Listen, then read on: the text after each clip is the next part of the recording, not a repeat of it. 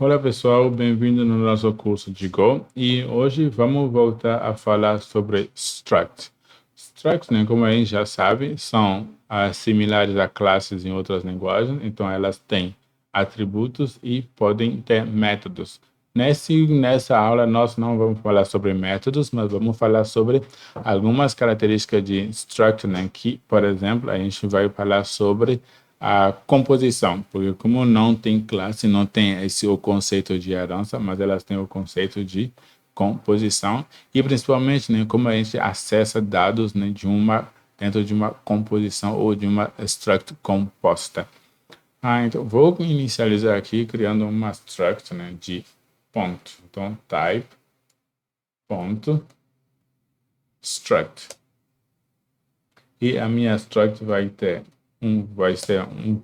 um ponto em x, um ponto sendo, né, num quadradinho normal, xy, um x de 32, ou y float 32 também. Então, vamos lá, dentro do nosso main, vamos inicializar um ponto p1, que vai ser igual a ponto, né, e vamos passar x igual a 2, por exemplo, e y igual a 3. Beleza, então eu posso simplesmente imprimir meu ponto, né? Print line p1. E vou rodar o nosso código, né, para a gente ver o que ele retorna para a gente. Então, observam que ele retornou, né, 2 e 3, que são os atributos, né, do nosso ponto.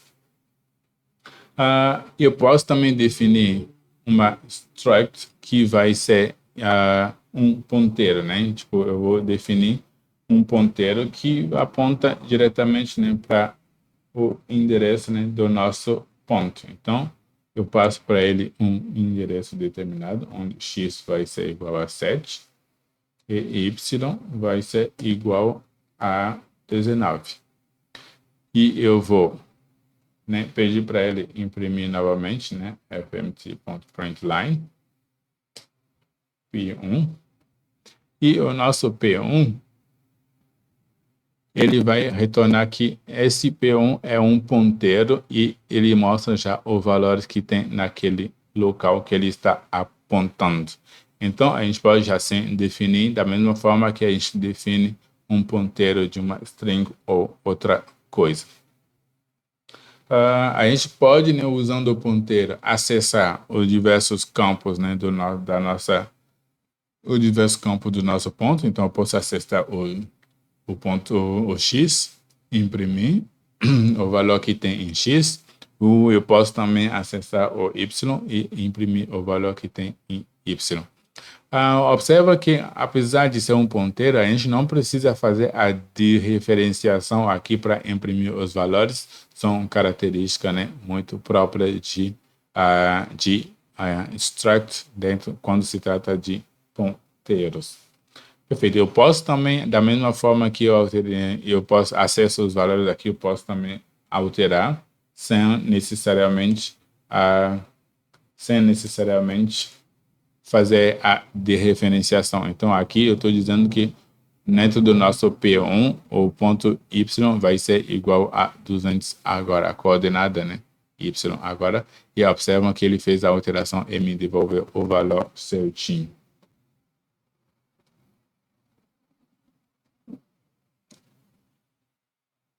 Perfeito. Agora eu vou vamos, né, criar uma função aqui que vai ser uma função do tipo mudar ponto, func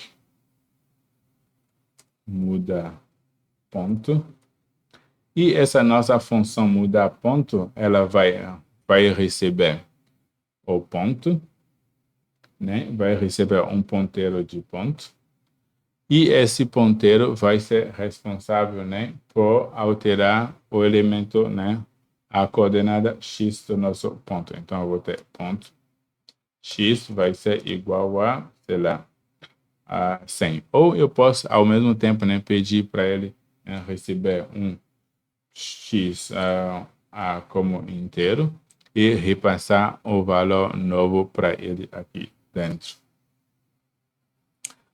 o inteiro, né, como A. Perfeito, né? Eu botei, ele está me notificando aqui, né, como erro que eu botei, né, o tipo errado. O meu ponto, o x do meu ponto é um float 32, então a variável também precisa ser do tipo 32, float 32. Então, repassando. Então, eu posso, né, fazer essa alteração. Se eu não passar um ponteiro, eu passar apenas o, o objeto em si, a variável, ela vai fazer uma cópia, vai fazer a alteração localmente, mas não vai ser transmitido, da mesma forma que a gente viu em aulas anteriores. Então, eu posso chegar aqui, por exemplo, e dizer mudar ponto, e meu mudar ponto vai receber P1, né? Lembrando que o nosso P1, e eu vou botar um valor de 90, o nosso P1 é um ponteiro, como a gente definiu ele aqui, então o nosso P1 é um ponteiro, então eu estou passando o ponteiro para ele e o valor, e se eu pedir para ele me imprimir, por exemplo, o valor X, né, que eu estou alterando o X, né, mudar ponto está alterando o X, eu vou pedir para ele imprimir o X aqui, e ele vai me mostrar que a alteração foi feita com sucesso. Então, a alteração foi feita com sucesso. Um outro ponto, vamos ver agora o conceito, né, de composição. Então, vou criar uma outra struct aqui, type círculo,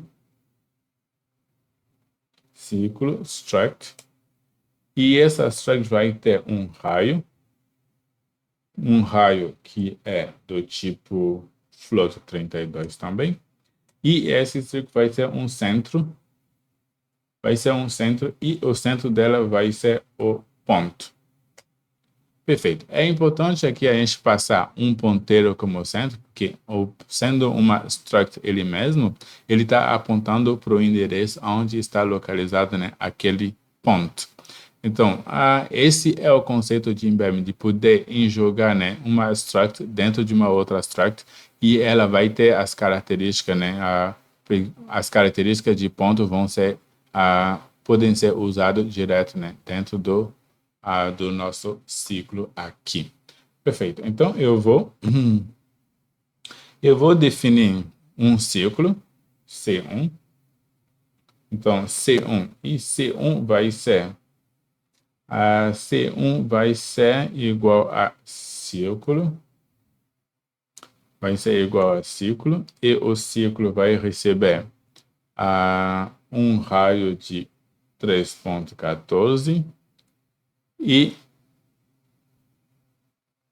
vai ter um raio de 3.14, perdão, aqui precisa, né, que seja assim. Então, C1 de 3.14, depois vai receber o nosso P1 como centro.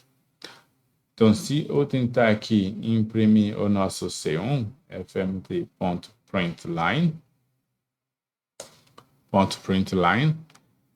C1, vamos ver o que ele retorna para a gente. Então, eu vou primeiro, né, comentar esses prints aqui para a gente não ficar, né,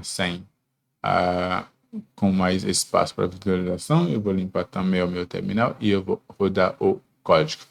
Então, vamos observar que ele imprimiu para a gente o C1 e ele imprimiu o endereço onde está localizado, né, o ponto, né, que a gente está tratando. Eu posso, né, usando esse acesso daqui, eu posso, né, acessar o que eu quiser. Ou seja, eu posso dizer, por exemplo, eu quero acessar o centro. Então, se eu pedir para ele imprimir o centro, seja as coordenadas, né, do ponto P1, ele vai poder retornar e imprimir para mim, né, que é um ponteiro. Então, esse E comercial indica que é um ponteiro, e ele está me mostrando os valores que estão dentro de P1, seja o centro do nosso ciclo. Eu posso também acessar de forma bem específica, se eu quero acessar apenas a coordenada Y do nosso ponto, então eu vou rodar e ele vai me retornar 200, que é o valor que está na coordenada, né, Y. Perfeito. Uma outra forma de fazer, eu posso também remover essa nomeação aqui, seja, eu posso repassar o ponto sem que ele seja nomeado, ou seja, todos os atributos que estão aqui vão ser imediatamente jogados aqui dentro do nosso ciclo para um acesso direto. Ou seja, eu não vou precisar mais desse nome intermediário para poder chamar, por exemplo, o Y dentro do meu ciclo. Então, rodando esse código novamente, vai funcionar certinho, sem nenhum problema. A composição é um conceito muito importante. Ela é usada em outras linguagens de programação, mas a maioria das linguagens que tem a herança também usam do conceito, mas nem privilegiam a herança como dentro do seu conceito, né, de elaboração de classes. Aqui em Go é a composição que tem a palavra, ela que manda, então a gente precisa entender como ela funciona. E quando se trata de structs, é importante, né, saber usar ponteiros junto com structs, porque elas são muito comuns em muitos códigos, né, da linguagem Go, e é importante saber como que ela funciona e como usar ela de forma efetiva. Se você está gostando do conteúdo até aqui, por favor, né, não deixe de se inscrever no canal. Se inscreva no canal, deixe o seu like e compartilha. Vamos juntos, né, criar uma comunidade de devs bons, excelentes e requisitados no mercado. E aqui a gente está tentando, né, entregar o melhor possível de conteúdo, bem sucinto, bem tranquilo, bem explicadinho, para que todo mundo possa, né, compreender e quem sabe, né, quem ainda não está no mercado de trabalho, possa entrar no mercado de TI. E quem já está, quem sabe, né, aprender coisas novas aqui para, né, dar um upgrade na carreira. Muito obrigado por ter ficado até aqui e até a próxima aula.